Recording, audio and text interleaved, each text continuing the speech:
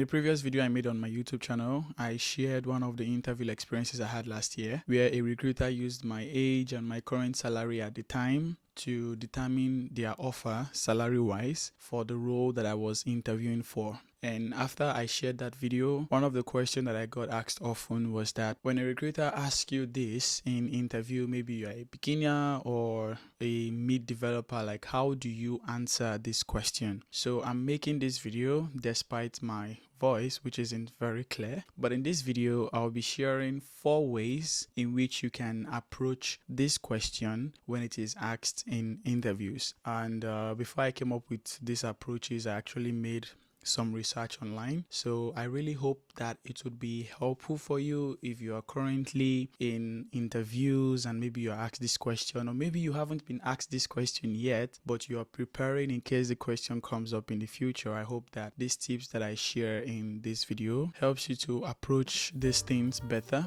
when they come up in interviews. Welcome back to my YouTube channel. If this is your first time, my name is Dillion, and on my space here I share my experiences in my career and also in my life, and I share tips based on what I learn in my experiences. And if these are things you'd love to see more of on your YouTube news feed or wherever, then please subscribe. I would really appreciate that. It's a way of appreciating the effort I put into these videos. So like I said in my previous video, when recruiters ask about current salaries, it makes me curious, like why exactly do you want to know unless you actually want to use that to determine my worth? And in the research that I made online, I found out that some companies need this information so that they can figure out what the competitive pay for your kind of role or position is. But even if that is their goal, which I still don't understand completely, how do you rely on the information that somebody shares with you without evidence? Because what if I'm lying? How do you know that I am lying? I mean, when it's not like you're going to ask me for my employment contract, or if you're going to ask my current employer, like how much do you pay this person? So how would you rely on such information that I share because you want to know what the market pay for my role or position is? So it still leaves me kind of confused. Why do recruiters need this information unless it's for the fact that they want to use it to determine how much they would pay you? I also don't think your current salary should be a determinant of what the company offers you, because what if you're underpaid in your current company and you're looking for a bigger pay and that's why you want to move to another company or to another opportunity? So how do you use my current salary? Anyways, down to the point of this video, how do you approach such questions when they come up in interview? As for the age question, I don't think that's very common, so I'm not really going to focus on that in this video. I'll be focusing on the current salary. The first tip that I want to share is that you can share it if you want. It's your choice. The ball is in your court. It's your mouth. You're the one who gets to decide if that information goes out. Now, sharing that information may have a good result and it could have a bad result. The good result that it could have is that companies or recruiters already have a budget. Usually they would have a budget for the role that they're interviewing for. Now, if you tell them your current salary and your current salary is not up to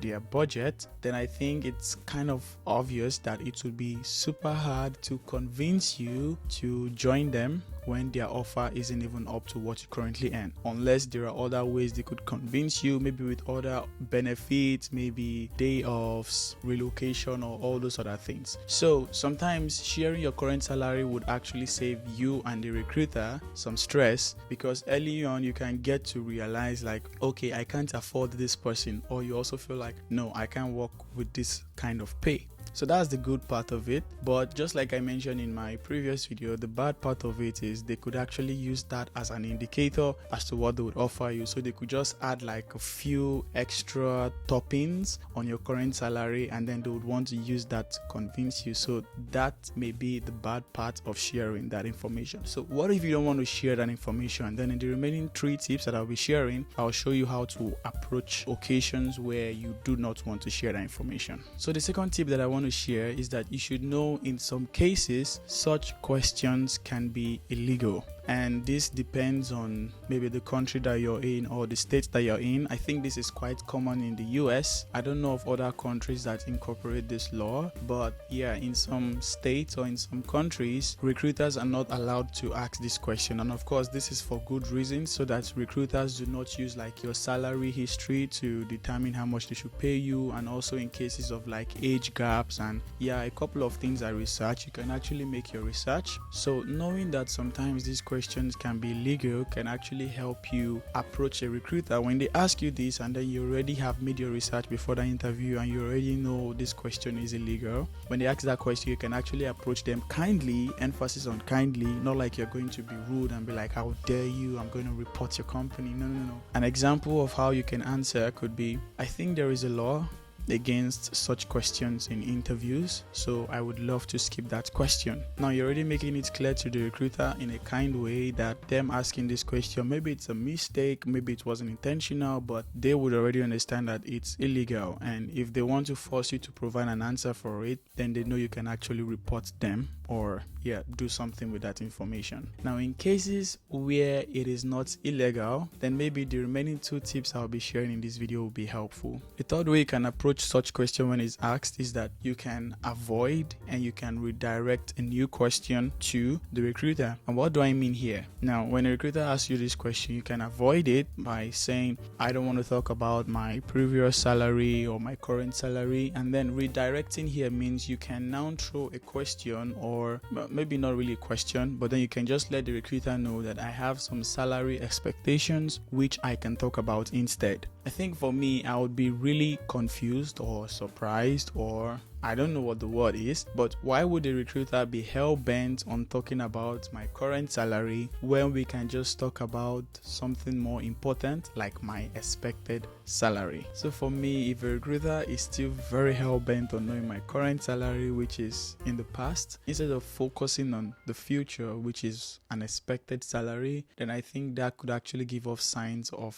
a red flag, because I feel like there are better things we can talk about than this. Now, in some cases, this may not be a red flag. Maybe the way the recruiter approaches you or some of the explanations they give might be actually reasonable. So this brings me to my 4th tip. When a recruiter still persists on trying to get this information from you, you can actually give them the information, but after giving them the information, also kind of make it clear that you have made research about the market average for the role you are applying for, and you already have an expected salary. So they want to know the correct salary, you give it to them, but you make it very clear that you also have expectations. So if they plan on using that current salary for anything, you're already letting them know on time, early enough. Immediately you share this information that I don't care what you want to use that previous information for, but I have expectations. And of course, these expectations are not just based on emotion. We just feel like, okay, my previous company I was earning 5k per month. I think I should be earning 20k per month now. No, this actually calls for research. So before the interviews, even before you start the intro interview, you have already made your research. You can use platforms like Glassdoor or PayScale. There are a couple of them where you can find average salaries for different roles in different countries. Sometimes even for the company that you are applying for, some people may have already submitted salary reviews. Like I said, you give them the information they want, but then you also let them know that you have expectation. But if they still want to hold on to the current salary that you have shared for them, I mean, if they give you an offer that you feel you can work with or you can manage, then I think the decision is all in your hands. But it's really important to let them know your expectation and even the research that led you to your expectation. So these are the 4 ways that I believe you can approach questions like this that can help you get positive results, or know early enough that this interview thing is a waste of time. I'm not going to get employed anyway. I'm not going to enjoy their offer anyways. I think I focus my time on better companies or better job opportunities. I also got this question on my previous video where somebody asked that for somebody who is just jumping into a job interview, like this is their first full-time job, and a recruiter comes up with a question like this, how do they approach that question? Now, if a recruiter comes up with your age question, I'm not sure how best you can really answer that, but I feel like if the recruiter is going to be more inclined towards giving you an offer based on your age, then maybe that's a sign of a red flag. But I'm not really sure how. I mean, you could try to avoid it. I don't want to share it, or you can share it if you want, if you don't care. In my case, if a recruiter asks me that, I would share it, and when I see where they're heading towards, I would just drop back. But again, I don't know how common age questions are, but for the current salary questions, so if you've not had any job before and you're interviewing, then I feel like the question of your current salary is baseless. If a recruiter asks you this question, you can simply tell them, I don't have a job at the moment, or a full-time job. I've only worked as maybe a freelancer or volunteering or whatever. So I think in such cases, I don't think the recruiter would still be like, yeah, what is your current salary, or what do you earn as a freelancer? I really don't expect them to. So I think that question kind of answers itself. It's your first job, so you do not have any current salary. Job interviews can be stressful, and money conversations may not be comfortable for everybody. It may not be comfortable for the recruiter, or may not be comfortable for you, the recruitee. But I really hope you don't experience what I experienced last year. And if such questions come up in the future, or maybe you are currently being asked such questions in interviews at the moment, I really hope that these tips that I've shared would really help you approach such questions in a better way, without being rude, being confident, knowing what you want, and immediately identifying red flags as soon as they start popping up. If you enjoyed this video, please give it a like. Also share with others, subscribe for more content like this, and keep up the good work. Peace.